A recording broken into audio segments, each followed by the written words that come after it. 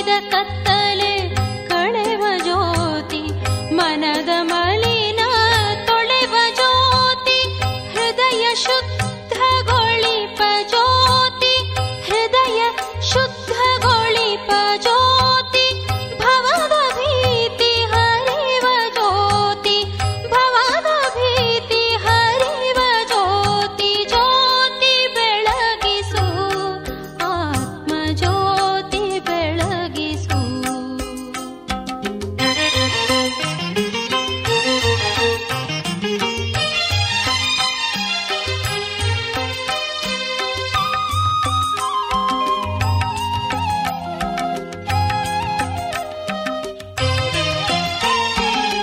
ಜ್ಞಾನವೆಂಬ ರತ್ನ ಜ್ಯೋತಿ ಅಜ್ಞಾನವ ತೊಡೆವ ಜ್ಯೋತಿ ಪಂಚವಿಕಾರ ಸುಡುವ ಜ್ಯೋತಿ ಆತ್ಮದೀಪ್ತಿಗೊಳಿಪ ಜ್ಯೋತಿ ಜ್ಯೋತಿ ಬೆಳಗಿಸು ಆತ್ಮ ಜ್ಯೋತಿ ಬೆಳಗಿಸು ಜ್ಯೋತಿ ಬೆಳಗಿಸು ಮನದ ಜ್ಯೋತಿ ಬೆಳಗಿಸು ಜ್ಯೋತಿ ಬೆಳಗಿಸು ಆತ್ಮ ಜ್ಯೋತಿ ಬೆಳಗಿಸು ಆತ್ಮ ಜ್ಯೋತಿ ಬೆಳಗಿಸು ಆತ್ಮ ಜ್ಯೋತಿ ಬೆಳಗಿಸು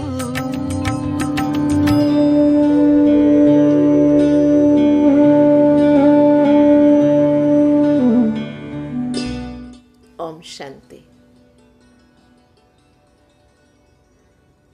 ಮನುಷ್ಯ ಇವತ್ತಿನ ಜಗತ್ತಿನಲ್ಲಿ ಬಹಳ ಎತ್ತರಕ್ಕೇರಿದ್ದಾನೆ. ಎಷ್ಟೋ ಇಂತಹ ಸಾಧನಗಳನ್ನು ಕಂಡುಹಿಡಿದಿದ್ದಾನೆ. ಕೇವಲ ಅವನ ದೃಷ್ಟಿ ಹೀಗೆ ಹರಿಸಿದ್ರೆ ಸಾಕು ಆ ಉಪಕರಣಗಳು ಕೆಲಸ ಮಾಡ್ತವೆ. ಆ ಕಡೆ ನೋಡಿದ್ರೆ ಸಾಕು ಅವನ ಉಪಕರಣಗಳು ಕೆಲಸ ಮಾಡ್ತವೆ. ಕೆಲವು ಸೌಂಡಿಂದ ಅವನು ಚಪ್ಪಾಳೆ ಹೊಡೆದ್ರೆ ಸಾಕು ಉಪಕರಣಗಳು ಕೆಲಸ ಮಾಡ್ತವೆ. ಕೆಲವು ನಮ್ಮ ಮಾತಿನ ಸ್ವರದಿಂದ ಎಷ್ಟೋ ಜನ ನಮಗೆ ಗೊತ್ತಿದೆ, ಇತ್ತೀಚಿನ ದಿನಗಳಲ್ಲಿ ಮನೆಗಳಿಗೆ ಒಂದು ವ್ಯವಸ್ಥೆಯನ್ನು ಮಾಡ್ಕೊಂಡಿರ್ತಾರೆ. ಅವರು ಬಂದು ಅವ್ರದ್ದೇ ಸೌಂಡಲ್ಲಿ ಮಾತಾಡಿದರೆ ಸಾಕು ಬಾಗಿಲು ತಕ್ಕೊಳ್ತದೆ.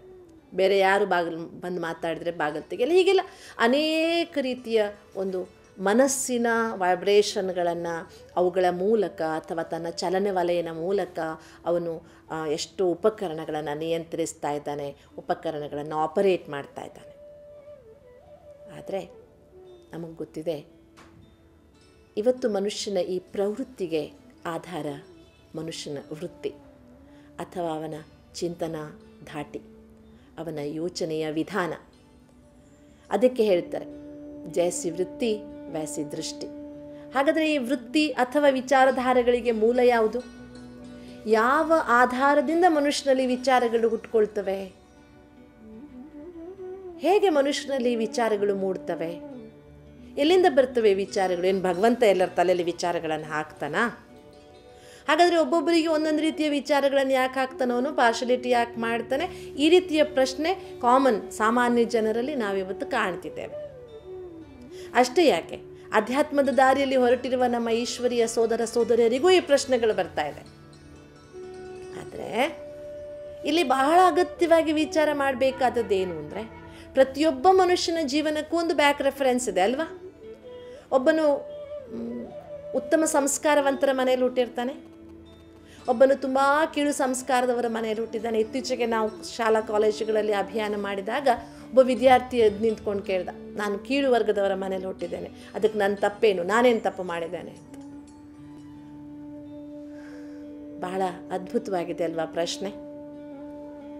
ಯಾರ ಮನೆಯಲ್ಲಿ ಹುಟ್ಟುವುದಕ್ಕೆ ಏನು ಕಾರಣ ಅಂತ ಗೊತ್ತಿಲ್ಲದೆ ನನ್ನ ತಪ್ಪೇನು ಅಂತ ಯೋಚನೆ ಮಾಡುವಾಗ ಎಲ್ಲಿಯ ತನಕ ಮತ್ತೆ ಮೂಲ ಪ್ರಶ್ನೆಗೆ ಹೋಗಬೇಕು. ವೈ ಐ ಆಮ್ ಹಿಯರ್, ನಾನು ಯಾಕೆ ಇಲ್ಲಿದ್ದೇನೆ, ಹೂ ಆಮ್ ಐ, ನಾನು ಯಾರು?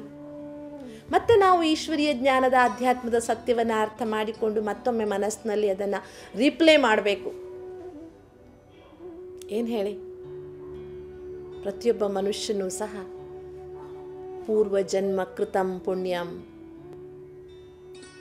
ಪೂರ್ವಜನ್ಮ ಕೃತಂ ಪಾಪಂ, ಏನಿದೆ ಅದು ಮನುಷ್ಯನ ಜೀವನವಾಗಿ ಈ ಜನ್ಮದಲ್ಲಿ ಬರುತ್ತೆ. ಜಾತಕ ಬರೆಯುವಾಗ ಅದನ್ನು ಬರೀತಾರೆ. ಹಾಗಂತ ಮನುಷ್ಯ ನಾವೀಗಾಗಲೇ ಅಂತ ತಿಳ್ಕೊಂಡಿದ್ದೇವೆ, ಪ್ರತಿಯೊಂದು ಆತ್ಮ, ಈ ಆತ್ಮನ ಪ್ರಯಾಣ ನಿರಂತರ.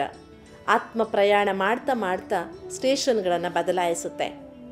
ಶರೀರ ಎನ್ನುವುದೇ ಆತ್ಮನಿಗೆ ಸಿಗುವ ಹೊಸ ಹೊಸ ಕಾಸ್ಟ್ಯೂಮ್. ಆತ್ಮ ಶರೀರಗಳನ್ನು ಬದಲಾಯಿಸ್ತಾ ಹೋಗುತ್ತೆ ವಿನಃ ಆತ್ಮ ಸಾಯುವುದಿಲ್ಲ.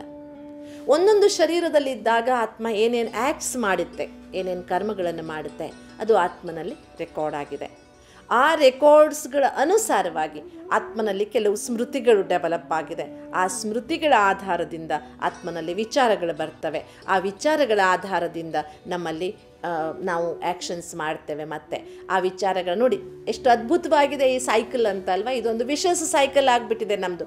ಹಿಂದಿನ ಮೆಮರೀಸ್ ಏನಿದೆ, old memories are not good. So ವರ್ತಮಾನದ ವಿಚಾರಗಳು ಚೆನ್ನಾಗಿಲ್ಲ, ವಿಚಾರಗಳು ಚೆನ್ನಾಗಿಲ್ಲ. ಸೊ ದ ಆ್ಯಕ್ಷನ್ಸ್ ಆಟೋಮ್ಯಾಟಿಕಲಿ ನಮ್ಮ ಕರ್ಮವು ಚೆನ್ನಾಗಿಲ್ಲ, ಮತ್ತು ರಿಸಲ್ಟ್ ಚೆನ್ನಾಗಿಲ್ಲ, ಮತ್ತು ಸ್ಮೃತಿಗಳು ಚೆನ್ನಾಗಿಲ್ಲ. ಸೊ ರಿಪೇರಿ ಎಲ್ಲಿಂದ ಮಾಡಬೇಕೀಗ? ಈ ವಿಷ ಸೈಕಲನ್ನು ಸರಿಪಡಿಸುವುದು ಎಲ್ಲಿಂದ? ವಿಚಾರ ಮಾಡಿ.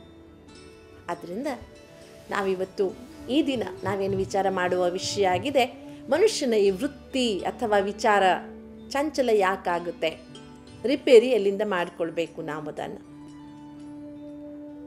ನಾವು ಯಾವುದೋ ದೃಶ್ಯ ನೋಡಿದ ತಕ್ಷಣ ಆ ದೃಶ್ಯದ ಅತಿಯಾದ ಪ್ರಭಾವ ನಮ್ಮ ಮೇಲೆ ಯಾಕಾಗುತ್ತೆ? ನಮ್ಮ ಮನಸ್ಸಿನಲ್ಲಿ ಚಂಚಲತೆ ಯಾಕೆ ಮೂಡುತ್ತೆ? ಇವತ್ತು ಅಂದ್ಕೊಂಡಿರ್ತೀವಿ ನಾವೊಂದು ಈ ರೀತಿ ಮಾಡಿಬಿಡ್ತೀವಿ ಅಂತ, ಇನ್ನೊಂದು ಸ್ವಲ್ಪ ಹೊತ್ತಿಗೆ ಆ ವಿಚಾರಗಳು ಬದಲಾಗ್ಬಿಡುತ್ತೆ. ಯಾಕೆ? ಅಥವಾ ದೃಷ್ಟಿಯಲ್ಲಿ ಅಪವಿತ್ರತೆ ಅಥವಾ ಅಶ್ಲೀಲತೆ ಅಥವಾ ಅನುಚಿತವಾದಂತಹ ದೃಷ್ಟಿಕೋನ, ಅನುಚಿತವಾದ ವಿಚಾರಗಳು ಯಾಕೆ ಬರ್ತವೆ? ಇದಕ್ಕೆ ಕಾರಣಗಳೇನು? ನಾವೊಂದು ಸಾಮಾನ್ಯವಾಗಿ ಪರಮಾತ್ಮ ನಮಗೆ ತಿಳಿಸಿಕೊಟ್ಟಿರುವ ಈಶ್ವರೀಯ ವಿಶ್ವವಿದ್ಯಾಲಯದಲ್ಲಿಯ ಜ್ಞಾನದ ಆಧಾರದಿಂದ ಚಿಂತನೆ ಮಾಡಿದಾಗ ಒಂದು 4-6 ಕಾರಣಗಳು ನಮ್ಮ ಮುಂದೆ ಬರ್ತವೆ. ಮೊದಲನೆಯದು, ಮನುಷ್ಯನಿಗೆ ತನ್ನ ಕರ್ಮೇಂದ್ರಿಯಗಳ ಮೇಲೆ ಅಧಿಕಾರ ಸರಿಯಾಗಿ ಇಲ್ಲದೇ ಇರುವುದು. ಯಾಕೆ ವೃತ್ತಿ ಚಂಚಲತೆಗೆ ಕಾರಣ? ಮೊದಲನೆಯದು, ನನ್ನ ಕಣ್ಣು ನಾನು ಹೇಳಿದ ಹಾಗೆ ಕೇಳ್ತಾ ಇಲ್ಲ. ಅದಕ್ಕೆ ನನ್ನ ಕಣ್ಣು ಏನೇನೋ ನೋಡುತ್ತೆ. ನನ್ನ ಕೈ ನೋಡಿ, ಇವತ್ತು ನನ್ನ ಕೈ ಏನಾದರೂ ನನ್ನ ಮಾತು ಕೇಳದೆ ಹೋದರೆ ನಾನು ಮಾಡುವ ಕೆಲಸ ಏನಾಗ್ಬೋದು ಹೇಳಿ ನೋಡೋಣ. ನಾನೇನೋ ಹಿಡ್ಕೊಳಕ್ಕೆ ಹೋಗ್ತೀನಿ, ನಾನು ಹೇಳ್ತೀನಿ ಇದಕ್ಕೆ ಹಿಡ್ಕೊ ನೀನು ಇದನ್ನು ಅಂತ, ಅದು ಬಿಟ್ಬಿಡುತ್ತೆ. ಅವಾಗ ಏನಾಗುತ್ತೆ? ಕೈಯಲ್ಲಿದ್ದ ವಸ್ತು ಬಿದ್ದೋಗುತ್ತೆ, ರೈಟ್? ಕಾಲು ನನ್ನ ಮಾತು ಕೇಳದೆ ಇದ್ದರೆ ನಾನು ನಡಿಬೇಕು ಅಂದ್ಕೊಳ್ತೇನೆ, ಕಾಲು ನಡೆಯಲ್ಲ ಅಂತ ಸ್ಟ್ರೈಕ್ ಮಾಡಿದ್ರೆ ಏನಾಗುತ್ತೆ ಹೇಳಿ? ನಾವು ಕುಸಿದೋಗ್ತೇವೆ, ರೈಟ್? ಹೇಗೆ ಕೈ ಕಾಲುಗಳನ್ನು ನಾವು ನಿಯಂತ್ರಣದಲ್ಲಿ ಇಟ್ಕೊಳ್ತೇವೆ, ವಯಸ್ಸಾದ ಕಾಲಕ್ಕೂ ನಮಗೆ ಪ್ಯಾರಲಿಸಿಸ್ ಆಗಬಾರ್ದು ಅಂದ್ಕೊಳ್ತೇವೆ, ಸ್ವಾಧೀನದಲ್ಲಿ ಇರಬೇಕು ಅಂದ್ಕೊಳ್ತೇವೆ, ಹಾಗೆ ನಮ್ಮ ಮನಸ್ಸು, ಹಾಗೆ ನಮ್ಮ ಬುದ್ಧಿ, ಹಾಗೆ ನಮ್ಮ ಸಂಸ್ಕಾರ, ನಮ್ಮ ದೃಷ್ಟಿ, ಇವು ಸಹ ನಮ್ಮದೇ ಜ್ಞಾನೇಂದ್ರಿಯಗಳು, ಕರ್ಮೇಂದ್ರಿಯಗಳು ತಾನೆ. ಇವು ನಮ್ಮ ಅಧೀನದಲ್ಲಿ ಸರಿಯಾಗಿ ಇಲ್ಲದೆ ಹೋದಾಗ ವೃತ್ತಿ ಚಂಚಲತೆಯಾಗುತ್ತೆ. ನೋಡಬಾರದ್ದನ್ನು ನೋಡ್ತೇವೆ, ನೋಡಿದ ಮೇಲೆ ಅದ್ರ ಬಗ್ಗೆ ವಿಚಾರ ಮಾಡ್ತೇವೆ, ವಿಚಾರ ಮಾಡಿದ ಮೇಲೆ ಅದ್ರ ಬಗ್ಗೆ ಮಾತನಾಡ್ತೇವೆ, ಮಾತನಾಡಿದ ಮೇಲೆ ಅದನ್ನು ಮತ್ತಷ್ಟು ವಿಶಾಲವಾಗಿ ಬ್ರಾಡ್ಕಾಸ್ಟ್ ಮಾಡ್ತೇವೆ. ಹೀಗೆ ಶುರುವಾಗುತ್ತೆ. ಮೊದಲನೆಯ ಕಾರಣ, ನಮ್ಮ ಇಂದ್ರಿಯಗಳ ಮೇಲೆ ನಮಗೆ ಅಧಿಕಾರ ಇಲ್ಲದೆ ಇರುವುದು. ಎರಡನೆಯ ಕಾರಣ, ನಾವು ಅಪವಿತ್ರತೆಗೆ ಅಧೀನರಾಗಿರುವುದು. ನಾವು ಮೀನ್ಸ್ ಆತ್ಮ ಅಪವಿತ್ರತೆಗೆ ಅಧೀನವಾಗಿದೆ. ಕಾಮ, ಕ್ರೋಧ, ಲೋಭ, ಮೋಹ, ಅಹಂಕಾರಗಳು. ಬಂಧುಗಳೇ, ನಾವು ಮುಂದೆ ಹಂತ ಹಂತವಾಗಿ ಒಂದೊಂದು ಕಾರಣಗಳನ್ನು ವಿವರವಾಗಿ ಹೇಗೆ ಅದಕ್ಕೆ ವಶ ಆಗಿದ್ದೇವೆ, ಹೇಗೆ ಅದರಿಂದ ಹೊರಗೆ ಬರುವುದು ಅನ್ನೋದನ್ನು ವಿಚಾರ ಮಾಡೋಣ. ಮೂರನೆಯದಾಗಿ ಬಹಳ ಅಗತ್ಯವಾದದ್ದೇನು ಅಂದರೆ, ನಮಗೆ ನಮ್ಮ ಧೋರಣೆ ಒಂದು ಚಲ್ತಾ ಹೇ, ನಡೀತದ್ರಿ, ಏನಾಗುತ್ತೆ, ಎಲ್ಲರೂ ಹೀಗೆ ಮಾಡಿದ್ದಾರೆ. ಒಂದು ಕಾಲದಲ್ಲಿ ವಿಶ್ವಾಮಿತ್ರನೂ ಇದ್ದ, ಅವನು ಹಾಗಿದ್ದ ಹೀಗಿದ್ದ. ಒಂದು ಕಾಲದಲ್ಲಿ ರಾವಣ ಇದ್ದ, ಹಾಗಿದ್ದ ಹೀಗಿದ್ದ. ಎಲ್ಲರೂ ಆಗಿ ಹೋಗಿದ್ದಾರೆ ಈ ಜಗತ್ತಿನಲ್ಲಿ, ನಾವು ಇದ್ರೆ ನಡೆಯುತ್ತೆ. ಈ ಚಲ್ತಾ ಹೇ ಚಲ್ತಾ ಹೇ ಚಲ್ತಾ ಹೇ ಅನ್ನುವ ಮನೋಭಾವ ಇದೆಯಲ್ಲ, ನಿರ್ಲಕ್ಷ್ಯತನದ ಪರಮಾವಧಿ, ಇದು ಸಹ ಒಂದು ಕಾರಣವಾಗಿದೆ. ಇದು ಬಹಳ ಮುಖ್ಯವಾದ ಕಾರಣವೂ ಸಹ ಆಗಿದೆ. ಹಾಗೆ ಮತ್ತೊಂದು ಮುಖ್ಯವಾದ ಕಾರಣ, ಕಳೆದು ಹೋದ ಘಟನೆಗಳನ್ನು ಮತ್ತೆ ಮತ್ತೆ ನೆನಪು ಮಾಡುವುದು. ನಮಗೆ ಗೊತ್ತಿದೆ, ಈ ಹಿಂದೆಯೂ ನಾವು ವಿಚಾರ ಮಾಡಿದ್ದೇವೆ, ಕಳೆದು ಹೋದ ಘಟನೆಗಳನ್ನು ಮತ್ತೆ ಮತ್ತೆ ಮತ್ತೆ ಮತ್ತೆ ಮತ್ತೆ ಮತ್ತೆ ಅದು ಹಾಗಾಯಿತು ಹೀಗಾಯಿತು. ಸಾಮಾನ್ಯವಾಗಿ ಮನುಷ್ಯ ಇವತ್ತೊಂದು ಪ್ರವೃತ್ತಿಯನ್ನು ಬೆಳೆಸ್ಕೊಂಡು ಬಿಟ್ಟಿದ್ದಾನೆ. ಸುಮ್ಮನೆ ಕೂತ್ರೆ ಸಾಕು, ಅವನು ಪಾಸ್ಟ್ಗೆ ಹೋಗ್ತಾನೆ, ಭೂತಕಾಲಕ್ಕೆ ಸ್ವಿಚ್ ಆನ್ ಆಗ್ತಾನೆ. ಭೂತಕಾಲದಲ್ಲಿಯೂ ಒಳ್ಳೆಯ ಘಟನೆಗಳನ್ನು ಅವನೆಂದು ನೆನಪು ಮಾಡೋದಿಲ್ಲರಿ.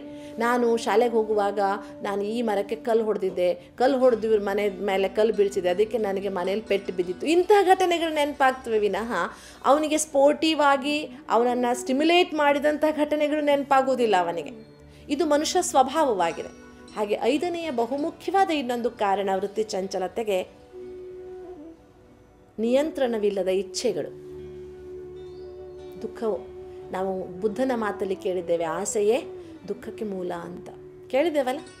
ಆದರೆ ಯಾರಾದರೂ ಆಸೆ ಮಾಡೋದನ್ನು ಬಿಟ್ಟಿದ್ದೇವೆ. ಅಯ್ಯೋ ಎಲ್ಲರೂ ಬುದ್ಧ ಆಗಕ್ಕೆಲ್ಲ ಆಗುತ್ತೆ ರೀ, ಆಸೆ ಮಾಡುವುದೇ, ನಾವೇನು ಬುದ್ಧನ ಅಂತ ಅಂದ್ಬಿಟ್ಟು ನಮ್ಮನೆ ನಾವು ಜಸ್ಟಿಫೈ ಮಾಡ್ಕೊಂಡು ಬಿಡ್ತೇವೆ 2 ಸಾಲ. Okay, we are not Buddha, but Buddha ಅದನ್ನು ತನಗಾಗಿ ಹೇಳಲಿಲ್ಲ, ನಮಗಾಗಿ ಹೇಳಿದ ಅನ್ನೋದಾದರೂ ನೆನಪಿರ್ಬೇಕಲ್ಲ ನಮಗೆ. ಅದು ಸಹ ನೆನಪಿಲ್ಲ ನಮಗೆ.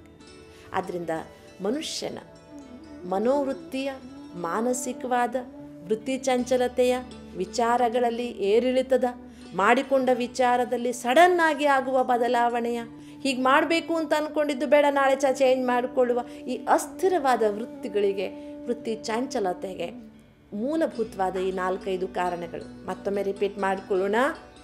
ಕರ್ಮೇಂದ್ರಿಯಗಳ ಮೇಲೆ ನಮ್ಮ ನಿಯಂತ್ರಣ ಸರಿಯಾಗಿಲ್ಲದೆ ಇರುವುದು, ವಿಕಾರಗಳಿಗೆ ವಶರಾಗಿ ಅಪವಿತ್ರತೆಗೆ ಹೆಚ್ಚಿಗೆ ಪ್ರಾಧಾನ್ಯತೆ ಕೊಟ್ಟಿರುವುದು, ಇನ್ನೊಂದು ನಿರ್ಲಕ್ಷ್ಯತನ ಅಥವಾ ಹುಡುಗಾಟಿಕೆ, ಚಲ್ತಾಹೆ ಮನೋಭಾವ, ಹಾಗೆ ಕಳೆದು ಹೋದ ಘಟನೆಗಳನ್ನು, ಸಂಗತಿಗಳನ್ನು ಪದೇ ಪದೇ ನೆನಪು ಮಾಡುವುದು. 5ನೆಯದು ನಿಯಂತ್ರಣವಿಲ್ಲದ ಇಚ್ಛೆಗಳು. ಪರಮಾತ್ಮ ಈಶ್ವರಿ ವಿಶ್ವವಿದ್ಯಾಲಯದಲ್ಲಿ ಪ್ರತಿನಿತ್ಯ ಕಲಿಸುವಂತಹ ಶಿಕ್ಷಣ ಇದೆಯಲ್ಲ, ನಿಜಕ್ಕೂ ಆತ್ಮೀಯರೇ, ಯಾರು ಭಗವಂತನಿಂದ ಶಿಕ್ಷಣ ಪಡಿತಾರೋ ಅವರಷ್ಟು ಭಾಗ್ಯಶಾಲಿಗಳು ಜಗತ್ತಿನಲ್ಲಿ ಯಾರೂ ಇಲ್ಲ. ಯಾಕೆಂದರೆ ಪರಮಾತ್ಮ ಶಿಕ್ಷಣವನ್ನು ಈ ಸೃಷ್ಟಿ ನಾಟಕದಲ್ಲಿ ಒಂದೇ ಒಂದು ಸಲ ಕೊಡ್ತಾನೆ. ಅದು ಯಾವಾಗ ಅಂದರೆ ಜಗತ್ತಿನಲ್ಲಿ ಧರ್ಮಗ್ಲಾನಿಯಾದ ಸಮಯದಲ್ಲಿ, ಎಲ್ಲರೂ ಅಧರ್ಮಕ್ಕೆ ವಶವಾದಾಗ, ಯಾರಿಗೂ ಧರ್ಮದ ದಾರಿ ತೋರಿಸುವ ಸಾಮರ್ಥ್ಯವಿಲ್ಲದೇ ಇದ್ದಾಗ, ಪುನಃ ಜಗತ್ತಿನಲ್ಲಿ ಸತ್ಯ ಧರ್ಮ ಸ್ಥಾಪನೆ ಮಾಡುವುದಕ್ಕೆ ಒಬ್ಬನೇ ಭಗವಂತ ಅನಿವಾರ್ಯವಾದಾಗ ಭಗವಂತ ಬಂದು ನಮಗೆಲ್ಲರಿಗೂ ಸಹ ಮಾರ್ಗದರ್ಶನ ಕೊಡ್ತಾರೆ. ಅಂತಹ ಮಾರ್ಗದರ್ಶನದಿಂದ ನಾವು ಕಂಡುಕೊಂಡ ಬೆಳಕನ್ನು ನಿಮ್ಮ ಜೊತೆಗೆ ಹಂಚಿಕೊಳ್ಳುವ ಒಂದು ಸಣ್ಣ ಪ್ರಯತ್ನ ಇದು ಅಷ್ಟೆ. ಆದ್ದರಿಂದ ನಾವೆಲ್ಲ ಆಶಿಸುವುದೇನು ಅಂದರೆ ಭಗವಂತ ತೋರಿಸುವ ಈ ಬೆಳಕಿನ ದಾರಿಯಲ್ಲಿ ಎಲ್ಲರೂ ನಡೆಯಲಿ. ಆಗ ಅವರ ಜೀವನದ ಕತ್ತಲೆ ಖಂಡಿತವಾಗಿಯೂ ದೂರವಾಗುತ್ತೆ. ನಮಗೆ ಎಷ್ಟು ದಿನ ಅಂತ ಬೇರೆಯವರು ಬೆಳಕು ಕೊಡೋಕ್ಕೆ ಸಾಧ್ಯ ಹೇಳಿ?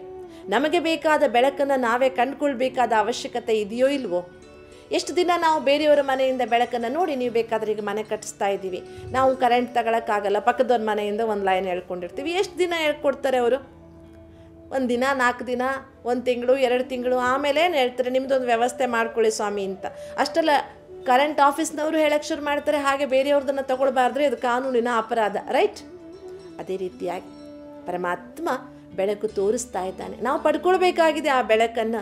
ಅದರಿಂದ ನಮ್ಮ ಮನಸ್ಸಿನಲ್ಲಿ ಏನು ಅಂಧಕಾರ ಮೂಡಿದೆ, ಯಾವಾಗ ಮನುಷ್ಯನಿಗೆ ಗೊಂದಲತೆ ಆಗುತ್ತೆ ಹೇಳಿ ನೋಡಿ, ಕತ್ಲೆಯಲ್ಲಿ ಅಲ್ವಾ ಎಡುತ್ತಾನೆ ಅವನದೇ ಮನೆಯಲ್ಲಿ ಅವನಿಗೆ ಓಡಾಡೋಕ್ಕಾಗಲ್ಲ. ಬೆಳಿಗ್ಗೆ ಓಡಾಡಿದ್ರಲ್ಲಿ ಕತ್ಲೆ ಆದಾಗ ಓಡಾಡೋದು ಕಷ್ಟ. ಅವನು ಸೋಫಾಕ್ಕೆ ಎಡುತ್ತಾನೆ, ಅವನು ಹೋಗಿ ಟಿ ವಿಗೆ ಎಡುತ್ತಾನೆ. ಅಲ್ಲಿ ಟಿ ವಿ ಇದೆ, 20 ವರ್ಷದಿಂದ ಟಿ ವಿ ಇದೆ, ಅಲ್ಲಿ ಗೊತ್ತಿರುತ್ತೆ. ಬಟ್ ಕತ್ಲೆಯಲ್ಲಿ ಹೋಗಿ ಎಡುಕೊಂಡ್ಬಿಡ್ತಾನೆ. ಅದಕ್ಕೆ ಕಾರಣ ಯಾವುದು?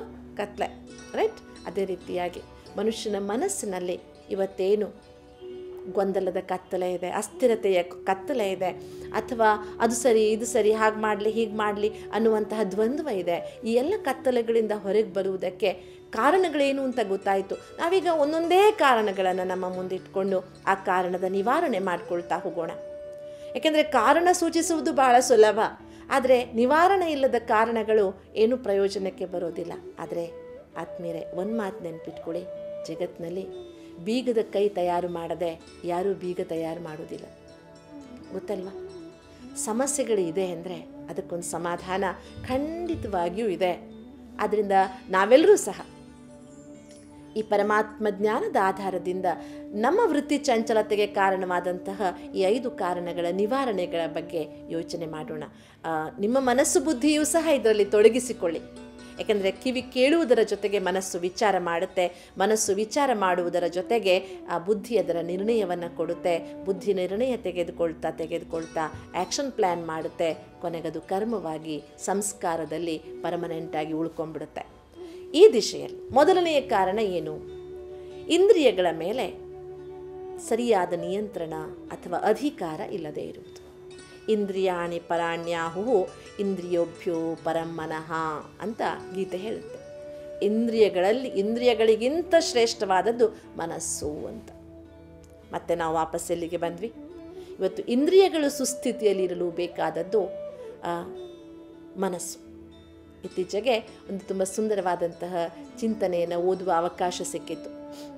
ಬಹಳ ಸುಂದರವಾಗಿದೆ. ಮುಂದಿನ ದಿನಗಳಲ್ಲಿ ನಾವು ಸಹ ಅದನ್ನು ಮತ್ತೆ ವಿಚಾರ ಮಾಡೋಣ. ಪ್ರತಿಯೊಂದು ಶರೀರದ ಕಾಯಿಲೆಗೆ ಮನುಷ್ಯನ ಮನೋಸ್ಥಿತಿ ಕಾರಣ ಹೇಗೆ ಅಂತ. ಆಶ್ಚರ್ಯ ಆಗಿರ್ಬೋದು ನಿಮಗೆ.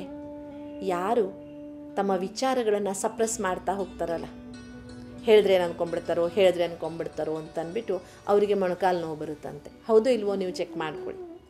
ತಮ್ಮ ವಿಚಾರಗಳನ್ನು, ಯಾರ ವಿಚಾರಗಳಲ್ಲಿ ಓಪನ್ನೆಸ್ ಇಲ್ಲ, ಯಾರು ತನ್ನ ವಿಚಾರಗಳನ್ನು ಹೇಳುವುದಕ್ಕೆ ಹಿಂಜರಿತಾ ಹೋಗ್ತಾರೆ, ಹಿಡಿದಿಟ್ಕೊಳ್ತಾ ಹೋಗ್ತಾರೆ, ಅವರಿಗೆ ಕಾಲಕ್ರಮೇಣ ಮೊಣಕಾಲು ನೋವು ಬರುತ್ತೆ. ಇಂತಹ 108 ಕಾಯಿಲೆಗಳಿಗೆ 108 ಮನಸ್ಸಿನ ಕಾರಣಗಳು, ಅದರ ನಿವಾರಣೆಯನ್ನು ಒಬ್ಬ ಬಹಳ ಸುಂದರವಾಗಿ ಬರೆದಿದ್ದಾನೆ ತನ್ನ ಚಿಂತನೆಯಲ್ಲಿ. ಹೌದು ತಾನೆ? ಖಂಡಿತವಾಗಿ. ಆದ್ದರಿಂದ ವಿಚಾರ ಮಾಡಿ, ಕುದುರೆ ಮೇಲೆ ಸವಾರ ಕೂತ್ಕೋಬೇಕೋ, ಸವಾರನ ಮೇಲೆ ಕುದುರೆ ಕೂತ್ಕೋಬೇಕೋ, ಯಾವುದು ಸರಿ? ನಿಮ್ಗೆ ಖಂಡಿತ ಉತ್ತರ ಗೊತ್ತಾಗಿದೆ. ಕುದುರೆ ಮೇಲೆ ಸವಾರ ಕೂತ್ಕೋಬೇಕು. ಕುದುರೆ ಸವಾರನನ್ನು ಕೂರಿಸ್ಕೊಳ್ಳೋಕ್ಕಿರುತ್ತೆ ವಿನಃ ಕುದುರೆ ಮೇಲೆ ಸವಾರ ಕೂತ್ಕೊಂಡ್ರೆ ನಗಕ್ಕೆ ಶುರು ಮಾಡಲ್ಲ ಜನ. ಅದು ವಾಸ್ತವಿಕತೆಯೂ ಅಲ್ವೇ? ಅದೇ ರೀತಿಯಾಗಿ ಇಂದ್ರಿಯಗಳ ಮೇಲೆ ನಾನು ಅಧಿಕಾರಿಯಾಗಬೇಕೇ ವಿನಃ ಇಂದ್ರಿಯಗಳು ನನ್ನನ್ನು ಆಳಬಾರ್ದು. ಆದರೆ ಇವತ್ತು ನಾವು ಏನು ಹೇಳ್ತಿದ್ದೇವೆ? ನಂಗೆ ಮನಸ್ಸಿಲ್ಲ, ಏನಾದರೂ ಮಾಡೋಕ್ಕೆ ಕರೀರಿ, ನೀವು ಬನ್ನಿರಿ, ಇಲ್ಲೊಂದು ಸತ್ಸಂಗ ನಡೀತಿದೆ, ಹೋಗೋಣ. ಏನಿಲ್ರಿ, ನನಗೆ ಮನಸ್ಸಿಲ್ಲ. ಅದು ನಾವು ಮನಸ್ಸು ಹೇಳಿದ ಹಾಗೆ ಕೇಳ್ತಿದ್ದೇವೆ ವಿನಃ ನಾವು ಹೇಳಿದ್ದನ್ನು ಮನಸ್ಸು ಕೇಳ್ತಾ ಇಲ್ಲ. ಕೇಳ್ತಿದೆಯಾ? ಖಂಡಿತವಾಗಿಯೂ ಇಲ್ಲ. ಪಿಜ್ಜಾ, ಬರ್ಗರ್, ಇನ್ನೇನೋ ಪಾಸ್ತಾ, ಏನೋ ತಿಂದರೆ ಸುಸ್ತಾಗ್ತಾ ಹೋಗಿದ್ದೇವೆ, ಶರೀರದ ಆರೋಗ್ಯ ಕೆಡಿಸ್ಕೊಳ್ತಾ ಹೋಗಿದ್ದೇವೆ. ಅದು ಆರೋಗ್ಯಕ್ಕೆ ಒಳ್ಳೆಯದಲ್ಲ ಅಂತ ಗೊತ್ತಿದೆ, ಆದರೂ ನಮ್ಮ ನಾಲಿಗೆ ಅದನ್ನು ಡಿಮ್ಯಾಂಡ್ ಮಾಡ್ತಿದೆ. ನಾವು ಶರೀರಕ್ಕೆ ಅದು ವಿಷ ಅಂತ ಗೊತ್ತಿದ್ರೂ ನಾಲಿಗೆಗೆ ರುಚಿ ಅಂತ ತಿಂತಾ ಇದ್ದೇವೆ. ಪರಿಣಾಮ ಸ್ವರೂಪವಾಗಿ ನಮ್ಮ ಹೊಟ್ಟೆಯನ್ನು ಗೊಬ್ಬರದ ಗುಂಡಿ ಮಾಡ್ಕೊಂಡಿದ್ದೇವೆ. ಹೌದು ಇಲ್ವೋ ಹೇಳಿ? ಹೌದು ಇಲ್ವೋ? ಇಂದ್ರಿಯಗಳು ಹೇಳಿದ ಹಾಗೆ ನಾವು ಕೇಳ್ತಾ ಇವತ್ತಿನ ರಿಸಲ್ಟ್ ಏನಾಯಿತು? ಯಾವುದು ಸರಿ? ಹಾಗಾದರೆ ಯಾಕೆ ನಮಗೆ ಇಂದ್ರಿಯಗಳ ಮೇಲೆ ಅಧಿಕಾರಿಯಾಗುವುದಕ್ಕೆ ಆಗ್ತಾ ಇಲ್ಲ? ಸ್ವಲ್ಪ ಇತಿಹಾಸದ ಪುಟಗಳನ್ನು ತೆರೆದು ನೋಡಿ. ಯಾವ ರಾಜ್ಯದಲ್ಲಿ ಮಂತ್ರಿ ಸರ್ವಾಧಿಕಾರಿಯಾದ? ನೆನಪು ಮಾಡ್ಕೊಳ್ಳಿ.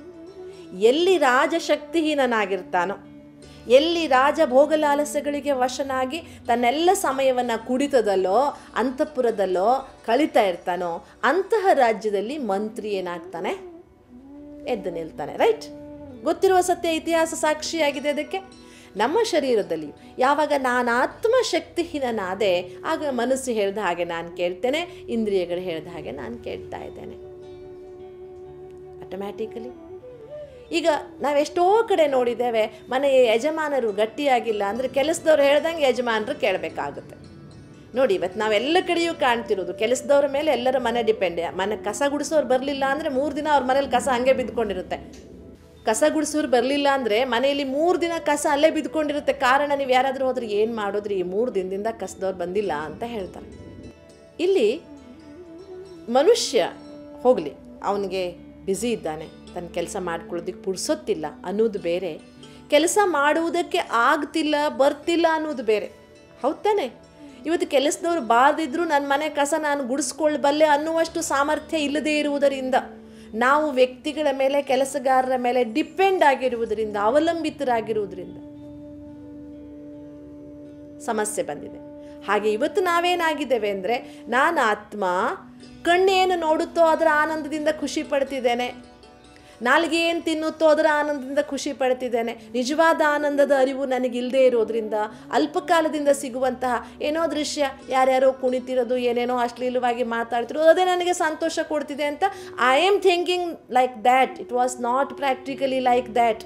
ಹಾಗಿಲ್ಲ, ಬಟ್ ನಾನು ಹಾಗೆ ಅಂದ್ಕೊಳ್ತಾ ಇದ್ದೇನೆ. ಯಾಕೆಂದರೆ ನಿಜವಾದ ಆನಂದದ ಅನುಭವವನ್ನು ಮಾಡುವ ಪ್ರಯತ್ನವನ್ನು ನಾನು ಮಾಡಲೇ ಇಲ್ಲ.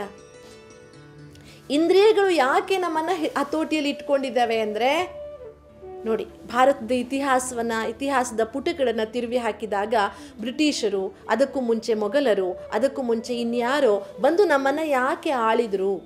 ಯಾಕೆ? ಭಾರತದಲ್ಲಿ ಬಲಕ್ಕೆ ಕೊರತೆ ಇರಲಿಲ್ಲ, ಬಲಶಾಲಿ ರಾಜರಿದ್ದರು ಬೇಕಾದಷ್ಟು. ಚಂದ್ರಗುಪ್ತ ಮೌರ್ಯ, ರಾಜ ಅಶೋಕ, ರಾಣಾ ಪ್ರತಾಪ್ ಸಿಂಗ್, ಶಿವಾಜಿ, ಎಂತೆಂತಹ ಮಹಾನುಭಾವರಿದ್ದರು.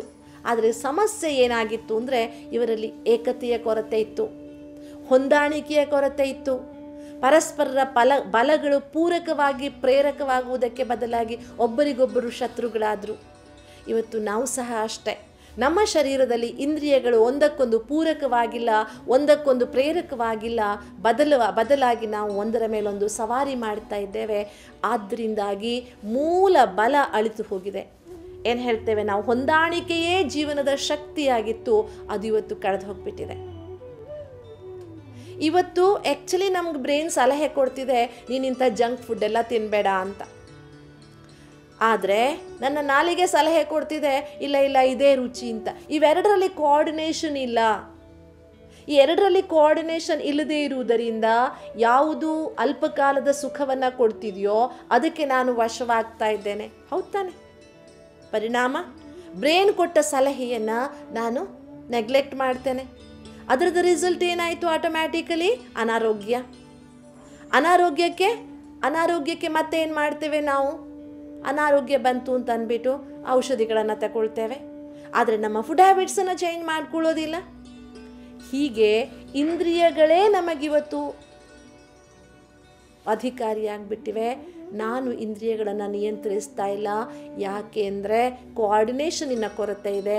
ಕೋಆರ್ಡಿನೇಷನ್ ಹೇಗೆ ಬರುತ್ತೆ? ಸರಿಯಾದ ನಿರ್ಣಯದಿಂದ ಮಾತ್ರ ಕೋಆರ್ಡಿನೇಷನ್ ಬರುತ್ತೆ. ಹೌದಾ? ಧೃತರಾಷ್ಟ್ರನ ಉದಾಹರಣೆ ಇದೆ.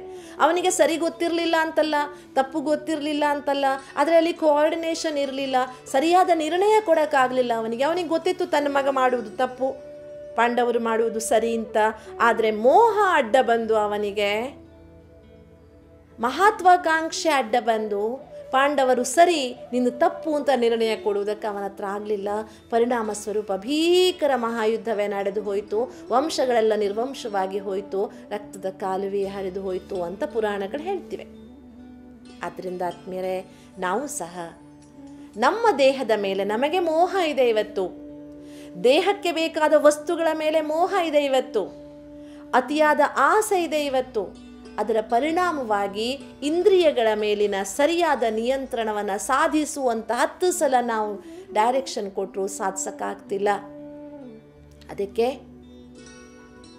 ತಿರುಗಿ ನೋಡಿ, ಅಂತರಂಗವನ್ನು ಶೋಧಿಸಿ ಸರಿಯಾದ ನಿರ್ಣಯವನ್ನು ಮಾಡುವುದರ ಕಡೆಗೆ ಗಮನ ಕೊಡಬೇಕಾಗಿದೆ. ಇಂದ್ರಿಯಗಳ ಮೇಲೆ ನಾನು ಅಧಿಕಾರಿಯಾಗಬೇಕು.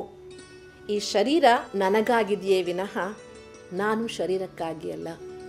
ಅರ್ಥವಾಗಲಿ ನಿಮಗೆ. ಆತ್ಮನಿಲ್ಲದ ಶರೀರ ದೇವರಿಲ್ಲದ ದೇವಸ್ಥಾನದಂತೆ. ಅದೊಂದು ಪ್ರಾಚ್ಯವಸ್ತು ಸಂಶೋಧನಾ ಇಲಾಖೆಯ ಆಸ್ತಿಯಾಗಿ ಉಳಿಯಬಹುದೇ ವಿನಃ ಭಕ್ತರ ಆಕರ್ಷಣೆಯ ಕೇಂದ್ರವಾಗಲಾರದು. ಹಾಗೆ ಆತ್ಮವಿಲ್ಲದ ದೇಹ ಖಾಲಿ ಮನೆ ಅಥವಾ ಹಾಳಾದ ಮನೆಯ ಹಾಗೆ. ಹೇಗೆ ನೋಡಿ, ಖಾಲಿ ಮನೆ, ಹಾಳಾದ ಮನೆಯಲ್ಲಿ ಹುಳ ಹುಪ್ಪಟೆಗಳು, ಜಿರಳೆ ತುಂಬ್ಕೊಂಡ್ಬಿಡುತ್ತೆ. ಹಾಗೆ ಯಾವಾಗ ಆತ್ಮ ಶಕ್ತಿಹೀನವಾಗುತ್ತೆ, ಶರೀರದಲ್ಲಿ ಅನೇಕ ಚಟಗಳು ಅಥವಾ ವ್ಯಸನಗಳು, ಅದರ ಜೊತೆಗೆ ದೇಹದ ಕಾಯಿಲೆಗಳು ನುಗ್ಗಿಕೊಂಡ್ಬಿಡುತ್ತೆ. ಅದಕ್ಕೆ ಬನ್ನಿ, ವಾಸ್ತವಿಕತೆಗೆ ನಾವು ಮನ್ನಣೆ ಕೊಡೋಣ. ನಮ್ಮನ್ನು ನಾವು ಶಕ್ತಿಶಾಲಿ ಮಾಡಿಕೊಳ್ಳೋದರ ಕಡೆಗೆ ಗಮನ ಕೊಡೋಣ. ಹೇಗೆ ನಾವು ಕರ್ಮೇಂದ್ರಿಯಗಳ ಮೇಲೆ ರಾಜ ಆಗುವುದು? ನಮಗೆ ಏನು ಮಾಡಬೇಕು ಅಂತ ಅನ್ನಿಸಿದರೂ ಸಹ ಅದನ್ನು ಒಮ್ಮೆ ರೀಥಿಂಕ್ ಮಾಡುವ ಅಭ್ಯಾಸವನ್ನು ಇಟ್ಕೊಳ್ಳೋಣ. ಪರಮಾತ್ಮನ ಜ್ಞಾನ ಏನು ಹೇಳುತ್ತೆ ನಮಗೆ? ಏಕೆಂದರೆ ಈ ಸಮಯದಲ್ಲಿ ಮನುಷ್ಯನ ಶರೀರವೂ ಬೆಲೆ ಬಾಳುವುದು. ಯಾಕೆಂದರೆ ಶರೀರದ ಮೂಲಕವೇ ಆತ್ಮ ಸಾಧನೆಯನ್ನು ಮಾಡುತ್ತೆ, ಶರೀರದ ಮೂಲಕವೇ ಆತ್ಮ ಪ್ರಖ್ಯಾತಿಯನ್ನು ಪಡೆಯುತ್ತೆ. ಶರೀರ ಮಾಧ್ಯಮಂ ಖಲು ಧರ್ಮ ಸಾಧನಂ ಅಂತ ಕೇಳಿದ್ದೇವೆ ನಾವು. ಎಲ್ಲ ಧರ್ಮ ಸಾಧನಗಳಿಗೆ ಮೂಲವಾದದ್ದು ಶರೀರ. ಹಾಗಂತ ಶರೀರವೇ ಎಲ್ಲವೂ ಅಲ್ಲ. ಶರೀರದಲ್ಲಿ ಶಕ್ತಿಶಾಲಿಯಾದ, ಗುಣಮೂರ್ತಿಯಾದ, ಕರ್ಮಠ ಆದ ಆತ್ಮ ಇದ್ದಾಗ ಮಾತ್ರ ಈ ಶರೀರದಿಂದ ನಾವು ಒಳ್ಳೆಯ ಕೆಲಸಗಳನ್ನು ಮಾಡುವುದಕ್ಕೆ ಸಾಧ್ಯವಾಗುತ್ತೆ. ಅದರಿಂದ ಇಂದ್ರಿಯಗಳ ಮೇಲೆ ನಿಯಂತ್ರಣವಿಲ್ಲದೆ ಹೋದರೆ ಏನಾಗುತ್ತೆ? ಇವತ್ತು ನಾವು ಜಗತ್ತಿನಲ್ಲಿ ಏನು ನೋಡಬಾರದ ದೃಶ್ಯಗಳನ್ನು ನೋಡ್ತಿದ್ದೇವೆ ಅಲ್ವಾ? ನೋಡಿದರೆ ಬೇಸರವಾಗುವಂತಹ ಸಂಗತಿಗಳನ್ನು ನಾವು ನೋಡ್ತಾ ಇದ್ದೇವೆ. ಈ ಎಲ್ಲ ಸಂಗತಿಗಳಿಗೆ ಮೂಲ ಕಾರಣ ಏನು ಅಂದರೆ ಇಂದ್ರಿಯಗಳ ಮೇಲೆ ಮನುಷ್ಯನಿಗೆ ನಿಗ್ರಹದ ಕೊರತೆ. ಇಂದ್ರಿಯಗಳ ಮೇಲೆ ನಿಗ್ರಹ ಇಲ್ಲದೆ ಹೋದರೆ ಆ ಮನುಷ್ಯ ಪ್ರಾಣಿಗಿಂತ ಕನಿಷ್ಠವಾಗಿ ಬಿಡ್ತಾನೆ. ಆದರೆ ಪ್ರಾಣಿಗಾದರೂ ಒಂದು ಬೆಲೆ ಇದೆ, ಮನುಷ್ಯನಿಗೆ ಬೆಲೆ ಇಲ್ಲದ ಹಾಗೆ ಆಗಿಬಿಡುತ್ತೆ. ಆದ್ದರಿಂದ ತಿರುಗಿ ಒಳಗೆ ಹೋಗೋಣ. ನಾವು ಅತಿ ಹೊರಮುಖಿಯಾಗಿರುವ ಜೀವನವನ್ನು ಒಳಮುಖವಾಗಿ ತಿರುಗಿಸಿಕೊಳ್ಳೋಣ. ಆತ್ಮಶಕ್ತಿಗಳನ್ನು ಗಳಿಸಿಕೊಳ್ಳೋಣ. ಆತ್ಮಚಿಂತನೆಯನ್ನು ಮಾಡೋಣ. ಸಕಾರಾತ್ಮಕ ಯೋಚನೆಗಳಿಗೆ ನಾವು ಸ್ಪಂದಿಸ್ತಾ ಹೋಗೋಣ. ಪ್ರತಿದಿನ ಬೆಳಿಗ್ಗೆ ಎದ್ದ ತಕ್ಷಣ ನ್ಯೂಸ್ ಪೇಪರ್ನಲ್ಲಿಯ ಬೇಡವಾದ ಸಂಗತಿಗಳನ್ನು ಓದುವುದಕ್ಕೆ ಬದಲಾಗಿ ಪ್ರತಿದಿನ ಬೆಳಿಗ್ಗೆ ಎದ್ದಾಗ ಇವತ್ತಿನ ಪರಮಾತ್ಮನ ಮಹಾವಾಕ್ಯವೇನು ಅಂತ ಯೋಚನೆ ಮಾಡುವುದನ್ನು ಪ್ರಾರಂಭಿಸೋಣ. ಕಣ್ಣು ತೆರೆದಲ್ಲೆಲ್ಲ ಅಶ್ಲೀಲವಾದ ಪೋಸ್ಟರ್ಗಳನ್ನು ಹಾಕಿಕೊಳ್ಳುವುದನ್ನು ಬದಲಾಗಿ ಖಂಡಿತವಾಗಿಯೂ ಜೀವನಕ್ಕೆ ಪ್ರೇರಣೆ ಕೊಡುವಂತಹ ವ್ಯಕ್ತಿಗಳ, ಎಲ್ಲದಕ್ಕಿಂತ ಹೆಚ್ಚಾಗಿ ಶಕ್ತಿ ಕೊಡುವ ಪರಮಾತ್ಮನ ಒಂದು ಜ್ಯೋತಿರ್ಬಿಂದು ಸ್ವರೂಪದ ಪೋಸ್ಟರ್ ನಮ್ಮ ಕಣ್ಣೆದುರಿಗಿರಲಿ. ಎಲ್ಲರೂ ತಮ್ಮ ಕಣ್ಣೆದುರಿಗೆ ಮಲಗುವ ಕೋಣೆಯಲ್ಲಿ ಕಣ್ಬಿಟ್ಟಾಕ್ಷಣ ಕಾಣುವ ಹಾಗೆ ಶಕ್ತಿ ಮೂಲವಾದ ಪರಮಾತ್ಮನ ಚಿತ್ರವನ್ನು ಇಟ್ಕೊಳ್ಳುವ ಅಭ್ಯಾಸವನ್ನು ಮಾಡಿಕೊಳ್ಳೋಣ. ಇಲ್ಲ ಇನ್ಸ್ಪಿರೇಟಿವ್ ಲೀಡರ್ಸ್ ಇದ್ದಾರಲ್ಲ, ಜೀವನದಲ್ಲಿ ಪ್ರೇರಣೆ ಕೊಡುವಂತಹ ಲಕ್ಷ್ಮೀನಾರಾಯಣರಂತಹ ಲೀಡರ್ಸ್, ಅಂತಹ ಲೀಡರ್ಸ್ಗಳ ಚಿತ್ರವನ್ನು ಇಟ್ಕೊಳ್ಳೋಣ. ಅದರ ಮೂಲಕ ನಮ್ಮ ಬೆಳಗು ಉತ್ತಮ ಚಿಂತನೆಯಿಂದ ಶುರುವಾಗಲಿ. ಹಾಗೆ ನಾವು ಇಡೀ ದಿನದ ನಮ್ಮ ಕರ್ಮ ವ್ಯವಹಾರ ಮಾಡುವಾಗ, ಯಾವುದೇ ನಿರ್ಣಯ ತೆಗೆದುಕೊಳ್ಳುವಾಗ ಒಂದು ಕ್ಷಣ ಸಮಾಧಾನ ಚಿತ್ತವಾಗಿ ಕೂತ್ಕೊಂಡು ಜೊತೆಗಾರನಾದ ಭಗವಂತನನ್ನು ಆಹ್ವಾನಿಸಿ ಉಪಯುಕ್ತವಾದ ಹಾಗೂ ಫಲಪ್ರದವಾದ ನಿರ್ಣಯವನ್ನು ತೆಗೆದುಕೊಳ್ಳುವುದಕ್ಕೆ ಪ್ರಯತ್ನ ಪಡೋಣ. ನೋಡಿ, ಯಾವಾಗ ನಾವು ಶಾಂತ ಮನಸ್ಥಿತಿಯಿಂದ ನಿರ್ಣಯ ತೆಗೆದುಕೊಳ್ತೇವೆ ಆಗ ನಿರ್ಣಯ ತಪ್ಪಾಗುವ ಸಾಧ್ಯತೆವಿಲ್ಲ. ಕಾನೂನು ಏನು ಹೇಳುತ್ತೆ ಅಂದರೆ 100 ಜನ ಅಪರಾಧಿಗಳಿಗೆ ಶಿಕ್ಷೆಯಾಗದಿದ್ರೂ ಪರವಾಗಿಲ್ಲ, ಒಬ್ಬ ನಿರಪರಾಧಿಗೆ ಶಿಕ್ಷೆಯಾಗಬಾರ್ದು ಅಂತ ಅಲ್ವೇ? ಆದ್ದರಿಂದ ಜೀವನದಲ್ಲಿ ನಾವು ಮಾಡುವಂತಹ ಒಂದು ತಪ್ಪು ಕೆಲಸ ನಾವು ಮಾಡಿದ 100 ಒಳ್ಳೆಯ ಕೆಲಸಗಳನ್ನು ಹಾಳು ಮಾಡಿಬಿಡುತ್ತೆ.